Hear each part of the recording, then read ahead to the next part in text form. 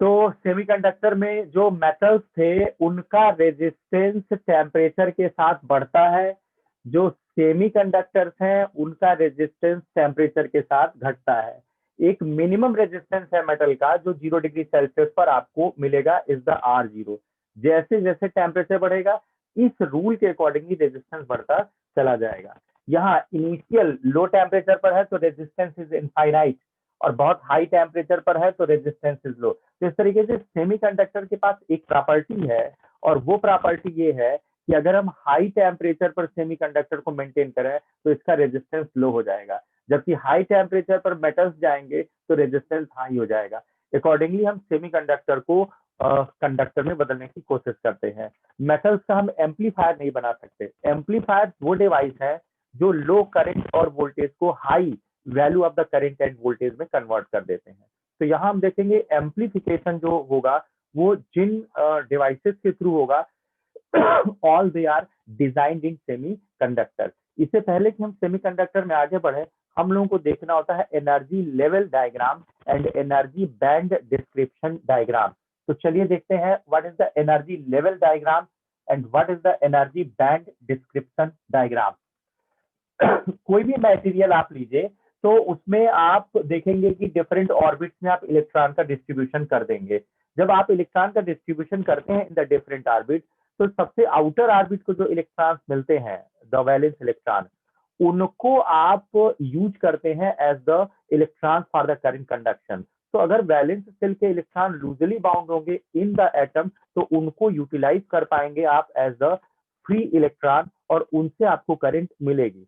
तो यहाँ हम अगर किसी भी मटेरियल में इलेक्ट्रॉन का डिस्ट्रीब्यूशन करें, किसी मटेरियल के एटम को उठाएं, इलेक्ट्रॉन का डिस्ट्रीब्यूशन करें, तो फर्स्ट ऑर्बिट में सिचुएटेड इलेक्ट्रॉनों के पास एक एनर्जी आएगी, सेकंड ऑर्बिट में सिचुएटेड इलेक्ट्रॉन के पास एक एनर्जी आएगी, थर्ड ऑर्बिट में, ऐसे करते करते जो टॉप मोस्ट लेवल होगा उसको वैलेंस आप कहते हैं, वहां तक आप इलेक्ट्रॉन का डिस्ट्रीब्यूशन करते हैं। उसके ऊपर की जो ऑर्बिट्स हैं उनको एम्प्टी ऑर्बिट्स कहते हैं।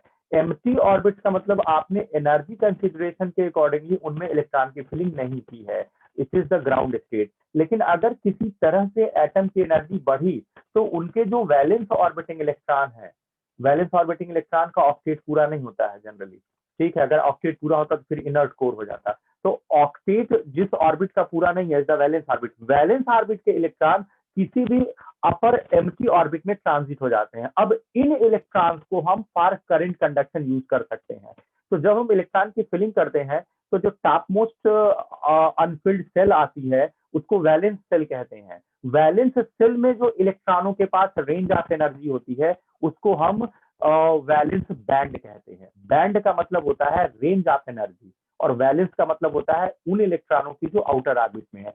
जैसे मैं कहता एल्यूमिनियम, तो 13Al27 ये हो जाता 283 थर्ड ऑर्बिट के जो इलेक्ट्रॉन होंगे will be the valence electron, और थर्ड ऑर्बिट में 3 इलेक्ट्रॉन है, fourth orbit, fifth orbit, sixth orbit empty है।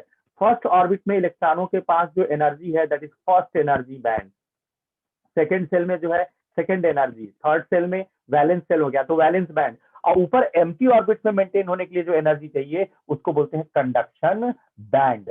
बैंड वर्ड इसलिए लगा रहे हैं क्योंकि किसी भी ऑर्बिट में जब हम इलेक्ट्रॉन की एनर्जी निकालेंगे तो एक मिनिमम टू एक मैक्सिमम रेंज आएगी, मतलब ऑन एन एवरेज एक फिक्स्ड एनर्जी आएगी, थोड़ा कम हो तो भी चलेगा, थोड़ा ज्यादा हो तो भी चलेगा। Means range of energy possessed by the orbits possessed by the electrons of first orbit will be the first energy band. Second orbit के पास जो रेंज ऑफ एनर्जी होगी इलेक्ट्रॉनों के पास will be the second energy band. Valence shell के पास जो range of energy possessed by the electron होगी that with the valence band, और उसके ऊपर एम्प्टी ऑर्बिट्स का अगर देखें तो उसका हो जाएगा कंडक्शन बैंड। सारी एम्प्टी ऑर्बिट्स एक जगह बनाते हैं। अब वैलेंस सेल के इलेक्ट्रॉनों को फ्री कराएंगे, यानी कि अपने ऊपर के एम्प्टी ऑर्बिट जब ट्रांजिट होंगे तो जो एनर्जी की डिमांड करेंगे उस एनर्जी को हम बोलते हैं forbidden energy gap. Forbidden energy gap का मतलब minimum energy required to excite the electron to become free. Electron को एक्साइट करना कि वैलेंस सेल को छोड़कर ऊपर की ऑर्बिट में चला जाए, जो एनर्जी की जरूरत होगी that is called the forbidden energy gap. तो जब हम किसी भी मटेरियल के लिए एनर्जी लेवल डायग्राम खींचेंगे तो वो ऐसे होगा, न्यूक्लियस हो जाएगी, फर्स्ट ऑर्बिट हो जाएगा, सेकंड ऑर्बिट हो जाएगा, थर्ड ऑर्बिट हो जाएगा, फोर्थ ऑर्बिट हो जाएगा, ऐसे करते करते वैलेंस ऑर्बिट हो जाएगा। इसके ऊपर बहुत सारी एम्प्टी ऑर्बिट्स होंगी जिनको कॉम्पोजिटली बना के ऐसे हम छोड़ देंगे। हम एक जीरो एक लाइन खींच रहे हैं जिसको हम जीरो एनर्जी लेवल कह रहे हैं, और इसके पैरेलल ढेर सारी लाइन खींच रहे हैं, और ये लाइंस एक्चुअली में लेंथ में तो कुछ नहीं रिप्रेजेंट कर रही हैं, लेकिन ये एनर्जी के इंक्रीजिंग वैल्यू के अकॉर्डिंगली अरेंज की गई हैं। मतलब ये लाइन अगर 0 ईवी की है, हमने ये लाइन खींच दी, फिर ये लाइन खींच दी, फिर ये लाइन खींच दी, तो पर line is representing a energy. और अगर हम फर्स्ट सेल में इलेक्ट्रॉन की एनर्जी कैलकुलेट कराएं तो वो फर्स्ट एनर्जी को एक्सप्रेस करने के लिए यहाँ हमने एक लाइन खींच दी, से आया इसका 5 ईवी, से इसका आया 7 ईवी, से इसका आया 9 ईवी। तो फर्स्ट सेल के लिए हम एक लाइन खींचेंगे इन सच अ वे कि 0 ईवी के रिस्पेक्ट में ये 5 ईवी हो जाए, इसका नाम होगा first energy level. Second shell में सिचुएटेड इलेक्ट्रॉन्स के लिए एनर्जी 7 ईवी है, तो 5 हो गया था, 6 7, हम एक लाइन खींच देंगे। Now this line will start to represent the energy associated with the electrons of second orbit. ठीक है, 9 ईवी, 7 था, 8 एंड 9 हमारे पास, यानी कि हम हर ऑर्बिट में सिचुएटेड इलेक्ट्रॉन्स के पास जो रेंज ऑफ एनर्जी है उसको एक्सप्रेस करने के लिए लाइन खींचेंगे। उन लाइंस के लेंथ का तो कोई मतलब नहीं है, लेकिन इनके बीच गैप का मतलब है। जैसे अगर हमने ये पहली लाइन खींची तो first line, this is telling about the 5 eV means energy possessed by the electron of first orbit. This is telling about the range of energy possessed by the electron of second orbit. This is range of energy possessed by the electron of third orbit. इसी तरह करते करते valence orbit में situated इलेक्ट्रॉनों के पास जो energy होगी विल बी दिस, और इसके ऊपर के जो रेंज ऑफ एनर्जी वाले इलेक्ट्रॉन होंगे उनको एक वाइड बैंड से दिखाते हैं। वाइड क्यों? मान लेते हैं अगर 4 तक इलेक्ट्रॉन का डिस्ट्रीब्यूशन हुआ है तो चौथा वैलेंस सेल हो जाएगा, 5वां 6ठा 7वां 8वां से लेके इनफाइनाइट तक जाने के लिए जो एनर्जी चाहिए होगी वो तो एक बैंड होगा ना। बैंड का मतलब है अगर फोर्थ वैलेंस है तो जस्ट फिफ्थ में जाना हो तो एनर्जी, जस्ट सिक्स्थ में जाना हो तो मतलब एक रेंज ऑफ एनर्जी है जो वैलेंस इलेक्ट्रॉनों को मिलती तो वो ऊपर के किसी भी एम्प्टी ऑर्बिट में चले जाते और उसका नाम होता कंडक्शन बैंड। अभी वैलेंस सेल में जब हम इलेक्ट्रॉन की एनर्जी कैलकुलेट करेंगे तो एक फिक्स्ड एनर्जी नहीं आएगी, हम देखेंगे कि थोड़ी कम और थोड़ी ज्यादा यानी रेंज ऑफ एनर्जी आएगी। तो वैलेंस सेल के इलेक्ट्रॉनों के लिए भी हम एक बैंड बनाते हैं, इसको बोलते हैं वैलेंस बैंड। इसी तरह सभी ऑर्बिट में सिचुएटेड इलेक्ट्रॉनों के लिए हम एक बैंड बनाएंगे। जैसे हमने 5 ईवी के लिए एक बैंड जनरेट किया तो इस बैंड का मतलब है एक मिनिमम टू एक मैक्सिमम, यानी 5 से थोड़ा कम 5 से थोड़ा ज्यादा। ये जो 5 से थोड़ा कम 5 से थोड़ा ज्यादा है, this is the range of energy possessed by the electrons of first orbit, so it is called the first energy band।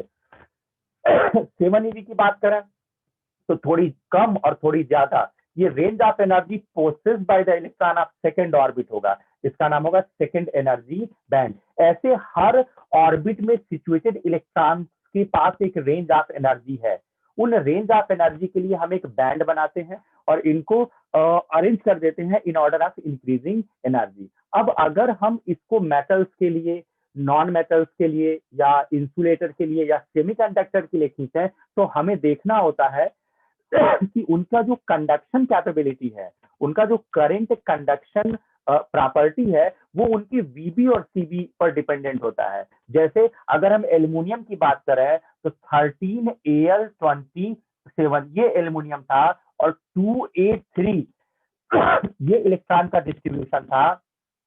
इसमें थर्ड सेल वैलेंस सेल होगी जिसमें पार्टली फिल्ड इलेक्ट्रॉन होंगे, एंड फोर्थ के अबव की जितनी orbit होगी सब empty होगी। उसमें अगर इलेक्ट्रॉन्स को हम ट्रांसफर कर पाए तो they will be treated as the free electron, नाम होगा उनका कंडक्शन बैंड। तो हम एल्युमिनियम की बात कर लेते, हम कार्बन की बात कर लेते 6C12, ठीक है, हम सेमीकंडक्टर की बात कर लेते, से सेमीकंडक्टर में हमारे पास है 32 जर्मेनियम,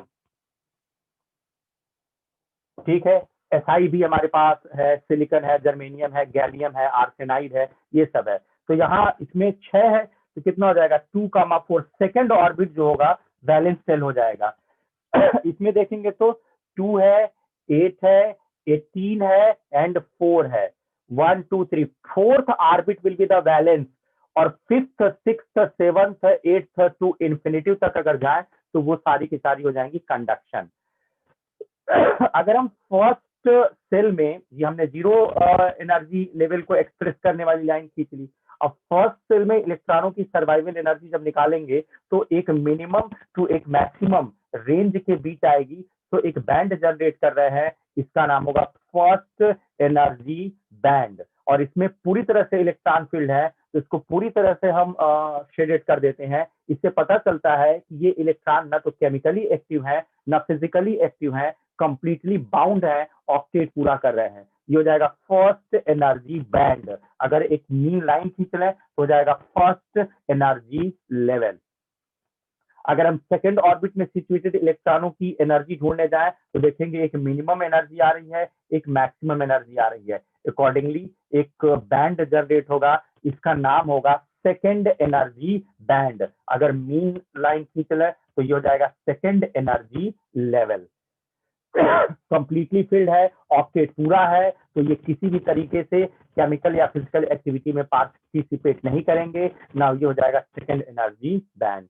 थर्ड सेल जो है वो वैलेंस सेल है, तो वैलेंस सेल में इलेक्ट्रॉनों के पास जो रेंज ऑफ एनर्जी है उसके लिए एक बैंड जनरेट करेंगे। इससे पता चल रहा है कि मिनिमम एनर्जी जो है थर्ड सेल में सिचुएटेड इलेक्ट्रॉन के पास वो इतना है, और मैक्सिमम एनर्जी जो है वो इतना है। और अगर एग्जैक्ट फार्मूला लगा के निकालना है तो मीन एनर्जी इतना है कॉल्ड लेवल। यानी ये था first energy band, second energy band, कहने को तो कह सकते हैं थर्ड एनर्जी बैंड, लेकिन ये लास्ट फील्ड सेल है अकॉर्डिंग टू केमिस्ट्री, इसको वैलेंस सेल कहते थे। तो इसमें जो range of energy of electron है इसको बोलते हैं वैलेंस बैंड, वीबी कहते हैं। इसके नीचे था second energy band, second energy band, उसके नीचे था फर्स्ट एनर्जी बैंड। इनको इनर्ट कोर भी कह सकते हैं क्योंकि ये किसी भी एक्टिविटी में पार्टिसिपेट नहीं कर रहे हैं।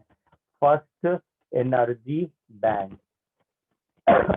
अब थर्ड सेल में जो इलेक्ट्रॉन है उसकी मिनिमम एनर्जी इतनी है, मैक्सिमम एनर्जी इतनी है। Range of energy possessed by the valence electron are the वीबी।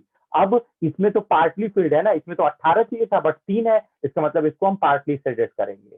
और अब इसके ऊपर की जो ऑर्बिट्स है वो तो पूरी तरह से खाली है, उनको बोलते हैं कंडक्शन बैंड। यानी कि इसके ऊपर जितनी भी ऑर्बिट्स है उनका रेंज ऑफ एनर्जी अगर खींचे तो आएगा दिस टू दिस आएगा। मतलब जब सीबी हम ढूंढेंगे यानी कि फ्री इलेक्ट्रॉन, फ्री इलेक्ट्रॉन का मतलब केमिस्ट्री के अकॉर्डिंगली वैलेंस सेल तक इलेक्ट्रॉनों का डिस्ट्रीब्यूशन होता है और उसके ऊपर की ऑर्बिट्स एम्प्टी होती हैं।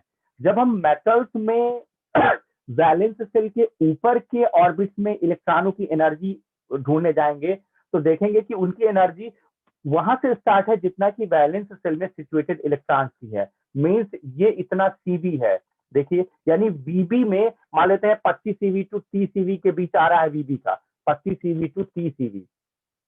तो जब हम वैलेंस सेल के ऊपर के ऑर्बिट में जाने की एनर्जी निकालेंगे तो पता चलेगा 27 ईवी टू 39 ईवी की रेंज आ रही है। क्या मतलब है? मतलब है मेटल्स में जो कंडक्शन बैंड होते हैं यानी वैलेंस सेल के ऊपर जो एम्प्टी ऑर्बिट्स होते हैं उसकी जो रेंज ऑफ एनर्जी होती है वो वैलेंस सेल से थोड़ा सा कॉन्साइड कर जाती है। कॉन्साइड करने का मतलब है एक ओवरलैपिंग जोन क्रिएट हो जा रहा है वीबी और सीबी में। ओवरलैपिंग जोन का मतलब क्या है? सिंपल वर्ड में अगर एक्सप्लेन करें तो मतलब सिर्फ इतना है कि वैलेंस सेल में जो इलेक्ट्रॉन थोड़ी सी एनर्जी ज्यादा रखते हैं वो एनर्जी जो ज्यादा रख रहे हैं वो उतनी होती है जितनी की अपर ऑर्बिट में इलेक्ट्रॉनों के पास होती। मतलब वैलेंस सेल के इलेक्ट्रॉन के पास ही ऑलरेडी उतनी एनर्जी है जितनी की अपर ऑर्बिट में जाने के लिए चाहिए। हमने तो केमिस्ट्री के अकॉर्डिंगली इलेक्ट्रॉन का डिस्ट्रीब्यूशन किया था, अकॉर्डिंगली उनको वैलेंस बैंड में जगह दी थी, लेकिन वो थ्योरी के अकॉर्डिंगली अगर एक्साइटेड स्टेट में है that is higher energy contain कर रहे हैं तो वो अपर ऑर्बिट में भी जा सकते हैं। यानी एल्युमिनियम का जो थर्ड ऑर्बिट के 3 इलेक्ट्रॉन है वो थर्ड ऑर्बिट में होंगे इसकी गारंटी नहीं है, वो फोर्थ में भी हो सकते हैं, फिफ्थ में भी हो सकते हैं, सिक्स में भी हो सकते हैं और इन्फिनिटी में भी हो सकते हैं। क्यों? क्योंकि वैलेंस सेल के इलेक्ट्रॉन के पास ही उतनी एनर्जी है जितनी की अपर ऑर्बिट में ट्रांजिट होने के लिए चाहिए। यानी कि मेटल्स में इलेक्ट्रॉन्स को फ्री करने के लिए हमें एनर्जी देनी नहीं पड़ती। क्यों? क्योंकि वैलेंस शेल के इलेक्ट्रॉन का ही एनर्जी इतना ज्यादा है कि वो अपर ऑर्बिट में इटसेल्फ ट्रांजिट हो सकते हैं without taking any additional energy. इसीलिए मेटल्स में हम फ्री इलेक्ट्रॉन का कॉन्सेप्ट लेके नहीं आते, हम सीधे सीधे कहते हैं valence electron are the free electron. ऐसा इस वजह से है क्योंकि there is no gap between the VB and CB. यानी कैलकुलेशन के हिसाब से आउटर मोस्ट ऑर्बिट के इलेक्ट्रॉनों की जो रेंज ऑफ एनर्जी है वो अपर स्टेट में जाने के लिए सफिशियंट है। अकॉर्डिंगली हमें मेटल्स के इलेक्ट्रॉन को वैलेंस शेल से बाहर निकालने के लिए कोई एडिशनल एनर्जी नहीं देनी पड़ती। इसीलिए मेटल एक अच्छा कंडक्टर होता है और मेटल्स में किसी भी एक्साइटेशन एनर्जी की जरूरत नहीं पड़ती। और मेटल्स में सम प्रोपोर्शन ऑफ वीबी कॉन्साइड होता है with the some proportion of CB. ये जो बीच का ओवरलैपिंग जोन है ये वो कॉमन जोन है जिसमें वैलेंस शेल के इलेक्ट्रॉन्स उतनी एनर्जी रख रहे हैं जितने की टॉप मोस्ट अपर लेवल में जाने की रिक्वायरमेंट थी। इस तरीके से मेटल्स में वीबी सीबी पार्शियली ओवरलैप्ड होते हैं। वैलेंस शेल के इलेक्ट्रॉन्स ही कंडक्शन सेल में अवेलेबल होते हैं, कोई एडिशनल एनर्जी देने की जरूरत नहीं पड़ती। इसीलिए मेटल अच्छे कंडक्टर होते हैं। फ्यूचर में जब हम मेटल की प्रॉपर्टी डिस्कस करेंगे तो ये सब first energy second energy third ये नहीं बनाएंगे, सिर्फ वीबीसीबी बनाएंगे। अगर वीबीसीबी हमने बना दिया बैंड, ओवरलैप करा दिया पार्टली, तो ये मेटल हो जाएगा। अगर गैप ज्यादा कर दिया तो इंसुलेटर हो जाएगा, गैप कम कर दिया तो उसके इसमें सेमीकंडक्टर हो जाएगा। गैप का क्या मतलब? जैसे ओवरलैप है तो इसका मतलब ये है कि हमें कोई एडिशनल एनर्जी की जरूरत नहीं पड़ रही है वैलेंस ऑर्बिट के इलेक्ट्रॉनों को ऊपर के एम्प्टी ऑर्बिट में पुश करने के लिए। अब यहां देख लीजिए, फर्स्ट ऑर्बिट कंप्लीटली ऑक्टेट पूरा है और सेकंड ऑर्बिट इसकी वैलेंस शेल है। तो सेकंड ऑर्बिट के जो इलेक्ट्रॉनों की रेंज ऑफ एनर्जी होगी उसके लिए बैंड बना लिए, और ये वैलेंस शेल है, वैलेंस शेल में जो रेंज ऑफ एनर्जी होती है वीबी कहलाती है और ये पार्टली फिल्ड है। अब इसके ऊपर जो third shell, fourth shell, fifth shell है, ये सब एम्प्टी है, इनको कंडक्शन बैंड कहते हैं। जब कंडक्शन बैंड में हम इलेक्ट्रॉनों की एनर्जी चेक करेंगे तो देखेंगे कि वैलेंस बैंड से थोड़ा ज्यादा एनर्जी की डिमांड कर रहे हैं ये। मतलब कार्बन में वैलेंस सेल तक जो इलेक्ट्रॉन्स हैं उनकी एनर्जी अगर से आई 35 सीवी, तो हम जब उसके जस्ट ऊपर वाली ऑर्बिट की एनर्जी निकालने जाएंगे तो देखेंगे आएगी 36 सीवी। मतलब वीबी सीवी के बीच एक थोड़ा सा गैप क्रिएट हो जाएगा। गैप का मतलब ये है कि हमें वैलेंस सेल के इलेक्ट्रॉनों को आउटसाइड से एक्सटर्नल एक्साइटेशन एनर्जी देनी पड़ेगी। ये वीबी था, सेकेंड सेल में जो कि वैलेंस सेल था, ये रेंज ऑफ एनर्जी मिनिमम इतनी एनर्जी होगी, मैक्सिमम इतनी एनर्जी होगी।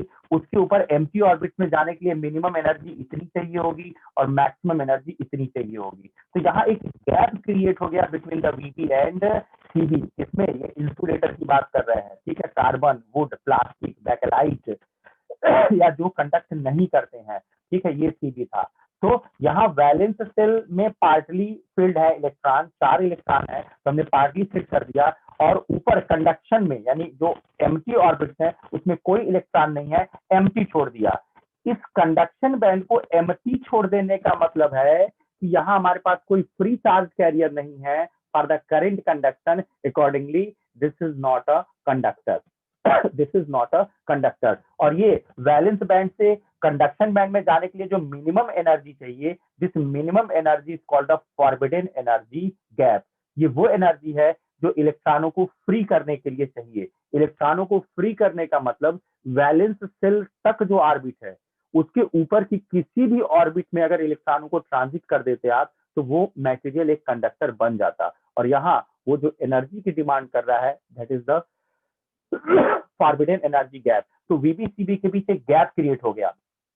यहाँ इस फॉरबिडन एनर्जी गैप का एक मीन लाइन हम लेते हैं, that is called the Fermi level.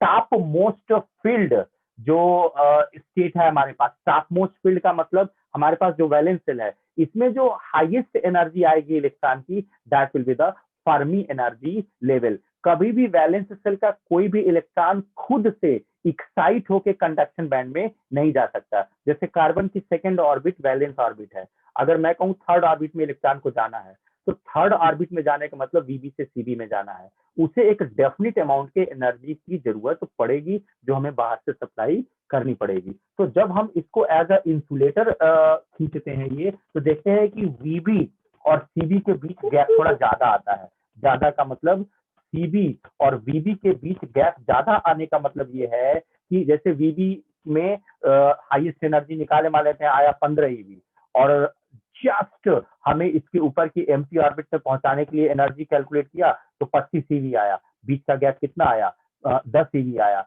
मतलब किसी भी इलेक्ट्रॉन को वैलेंस शेल से ऊपर की ऑर्बिट में पहुंचाने की जो मिनिमम एनर्जी वैल्यू आई है वो 10 ईवी आ रही है। This will be the forbidden energy gap. जो मीन एनर्जी होगा 15 ईवी एंड 5 ईवी का, दैट इज 20 ईवी, ये इलेक्ट्रॉन कोलिजन के थ्रू या टेम्परेचर से इटसेल्फ गेन कर सकते हैं। इनको कहते हैं फर्मी एनर्जी लेवल। यानी वैलेंस सेल में बहुत हायर एनर्जी स्टेट का अगर इलेक्ट्रॉन पाया गया तो वो फर्मी लेवल जितना ही होगा, यानी कि कहीं बीच में। और number of forbidden energy, forbidden का मतलब या तो इलेक्ट्रॉन वैलेंस सेल में रहेगा या फिर वो ऊपर के एम्प्टी सेल्स में रहेगा, यानी या तो वो वीबी में रहेगा या सीबी में रहेगा। तो इंसुलेटर्स में ये गैप काफी ज्यादा होता है। वीबी और सीबी का गैप ज्यादा होने का मतलब है कि एक्साइटेशन एनर्जी की डिमांड ज्यादा होती है, इसीलिए हम इंसुलेटर को एज अ कंडक्टर नहीं ट्रीट कर पाते। जब ये फॉरबिडन एनर्जी गैप कैलकुलेट किया जाता है, आपको डेटा याद करना है,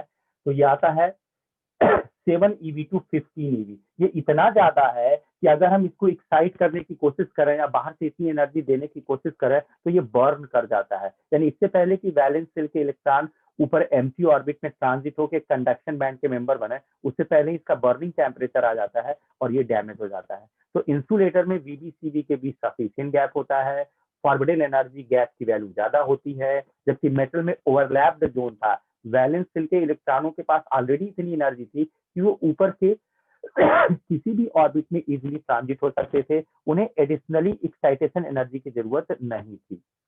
अब अगर हम यही चीज इंसुलेटर के सेमीकंडक्टर के लिए देखें तो 2 8 18 4 फोर्थ ऑर्बिट जो है 1 2 3 4, fourth orbit is the valence orbit.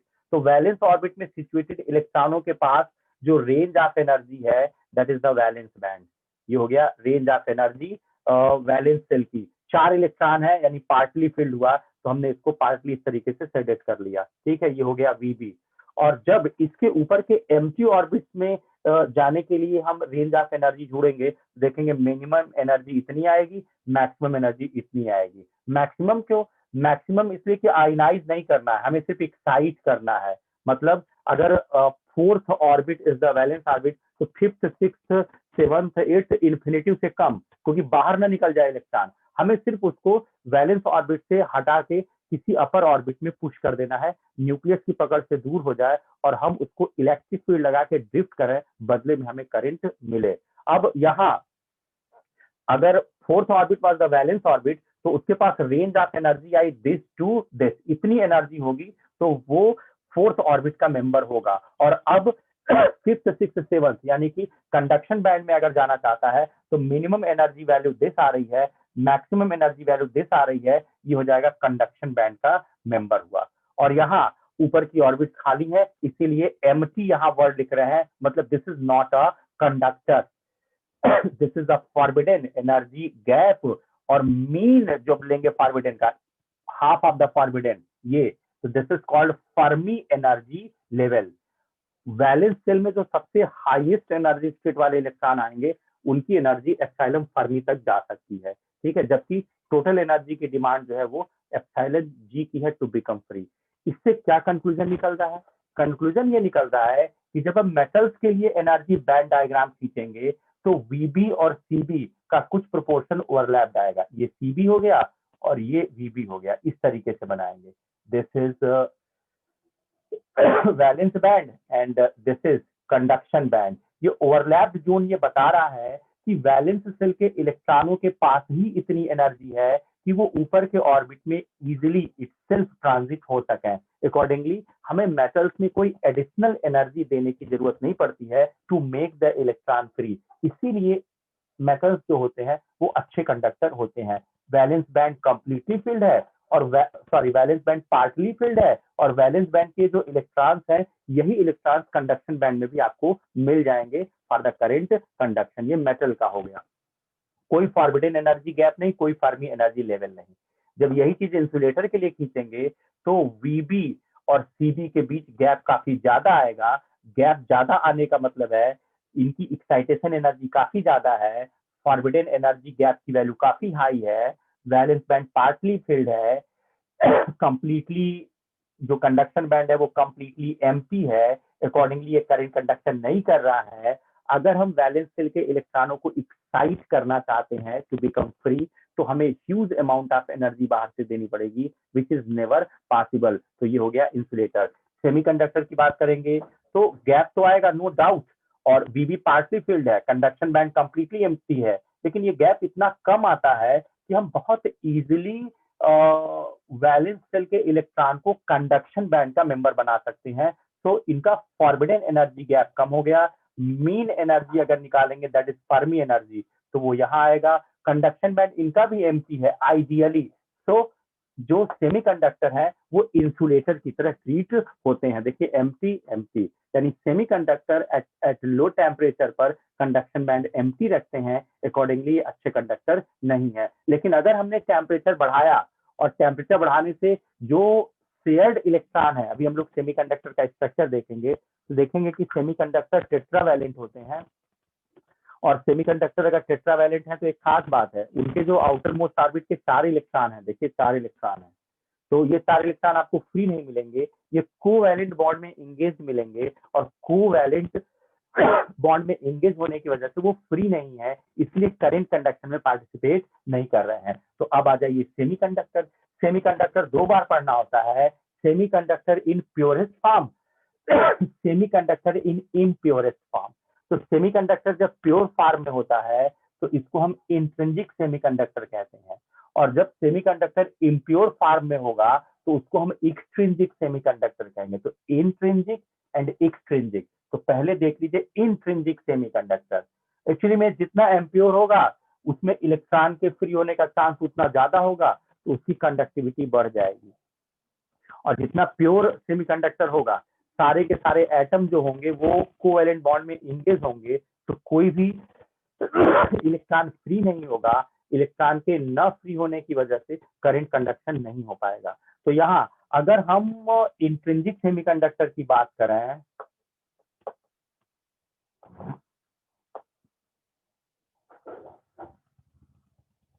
तो इंट्रिंसिक सेमीकंडक्टर का मतलब है semiconductor in its purest form is called intrinsic semiconductor. एक सेमीकंडक्टर एटम को देखेंगे तो टेट्रावैलेंट है, 4 इलेक्ट्रॉन है, ये अपने जैसे रेस्ट ऑफ द 4 एटम के साथ एक एक इलेक्ट्रॉन की शेयरिंग करके अपना ऑक्टेट पूरा कर लेगा। देखिए एक टेट्रा 4 टेट्रा के साथ जुड़ा हुआ है, ठीक है, एक tetra, 2 tetra, the third one, the fourth one, और ये एक टेट्रा 4 इलेक्ट्रॉन थे इसके पास, और उस एक टेट्रा से इस एक टेट्रा से इस एक टेट्रा से और इस एक टेट्रा से एक एक इलेक्ट्रॉन शेयर कर लिया। देखिए ऑक्टेट पूरा हो गया, इसको बोलते हैं टेटरिया रहा है। मीन्स एक tetra rest of the 4 tetras के साथ एक एक इलेक्ट्रॉन की शेयरिंग करके अपना ऑक्टेट पूरा। कहाँ इलेक्ट्रॉन फ्री है कि करंट कंडक्शन हो। इस टेट्रा पर हाथ रखेंगे तो ये टेट्रा अपने जैसे रेस्ट ऑफ द 4 टेट्रास के साथ टेटरिया रहा होगा। मीन्स एक टेट्रा इस टेट्रा के साथ जुड़ा है, ठीक है, दूसरा टेट्रा, तीसरा टेट्रा एंड चौथा टेट्रा।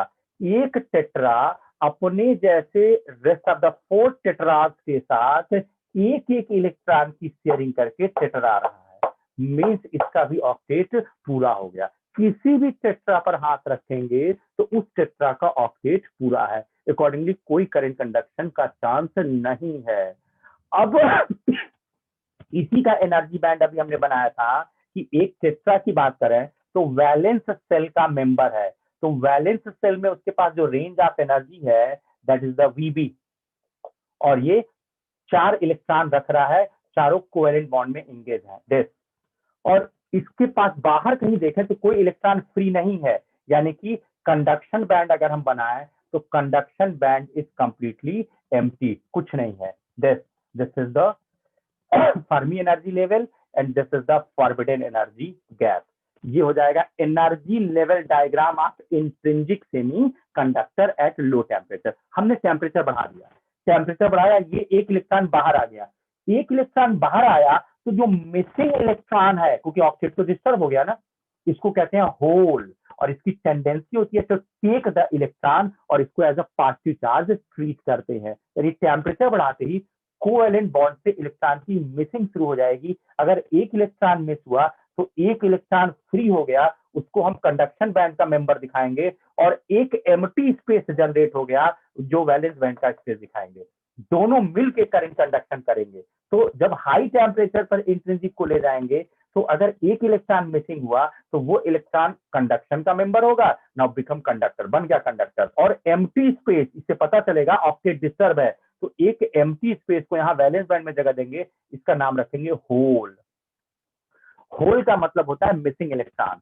पॉजिटिव चार्ज की तरह ट्रीट करते हैं, ये तो दौड़ की सर्किट में करंट पूरा करेगा, और ये सेल से लगातार इलेक्ट्रॉन कैप्चर करते रहेंगे ताकि अपना ऑक्टेट पूरा कर सकें। इस प्रोसेस में करंट कंडक्शन होगा। एक और इलेक्ट्रॉन मिसिंग हो गया तो एक और इलेक्ट्रॉन मिसिंग हो गया तो उस इलेक्ट्रॉन को हम दिखा देंगे कंडक्शन बैंड में, और बदले में वो जहां से फ्री हुआ है वहां एक जगह खाली हो गई है, उसको एज अ होल दिखाएंगे।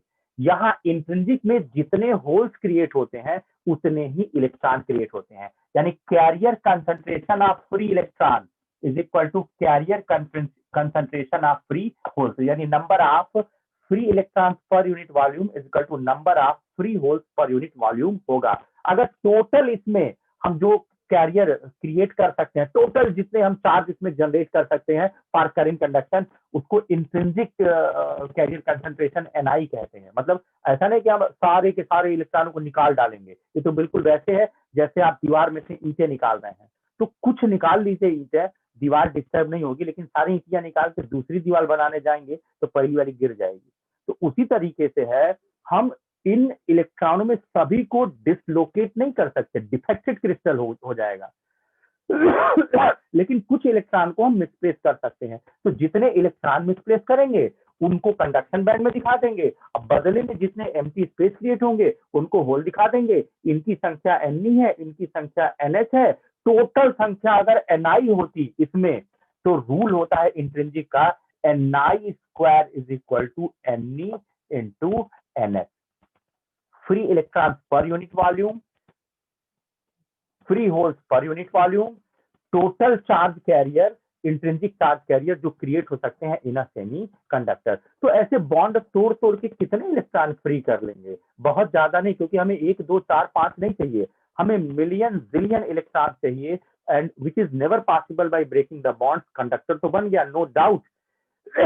इनके मूव करने की वजह से, ये जो बॉन्ड के बाहर है, इन इलेक्ट्रॉन के मूवमेंट की वजह से हमें करंट मिल जाएगी, और ये जो एम्प्टी स्पेसेस है इनके इलेक्ट्रॉन एब्जॉर्ब करने की वजह से करंट मिल जाएगी। लेकिन ये करंट अभी इतनी नहीं है कि हमारा पर्पस सॉल्व हो सके।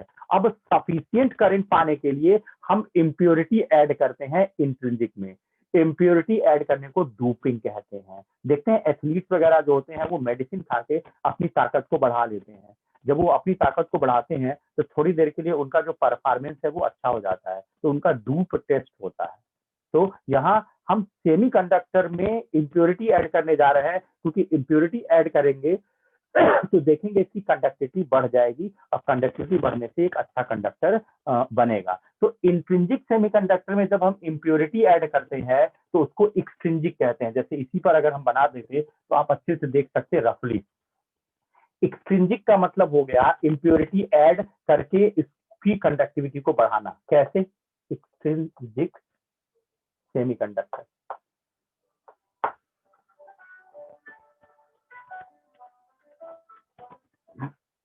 तो यहाँ एक्सट्रिंसिक सेमीकंडक्टर में अब आपको करना क्या है कि ये टेट्रा तो खुद है, टेट्रा में या तो ट्राई इंप्योरिटी मिलाते हैं या पेंटा इंप्योरिटी मिलाते हैं। आप ही सोचिए अगर ट्राई मिलाएंगे तो टेट्रा को जब रिप्लेस करेगा, टेट्रा अपने चारों ले जाएगा, चारों ले जाएगा तो उसकी जगह जब ट्राई लगेगा तो ट्राई 3 इलेक्ट्रॉन वाला लेके आएगा, चौथा तो खाली हो जाएगा, यानी होल बढ़ जाएगा।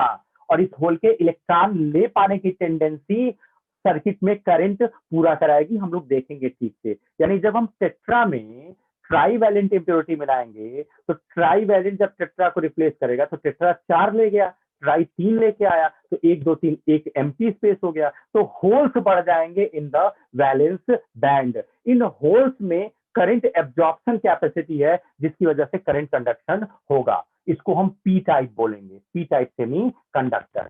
अगर हम पेंटावैलेंट इंप्योरिटी मिला देते तो पेंटा क्या करेगा, पेंटा फिर टेट्रा को हटाएगा, टेट्रा अपने 4 ले गया, पेंटा आएगा तो 5 इलेक्ट्रॉन लेके आएगा, 5 में से 4 तो शेयरिंग में यूज कर लेगा, एक फ्री हो जाएगा। इसका मतलब है कि अब हम इस फ्री इलेक्ट्रॉन की वजह से करंट पा जाएंगे। अब यहां जब पेंटावैलेंट मिला रहे हैं तो एक इलेक्ट्रॉन फ्री कर दे रहा है, उस फ्री इलेक्ट्रॉन की वजह से करंट कंडक्शन होगा, तो इसको हम एन टाइप कहते हैं। मतलब हमारे पास 2 तरह के एक्सट्रिंसिक सेमीकंडक्टर है, P type and N type. अब इन्हीं को अच्छे से पढ़ना पड़ेगा।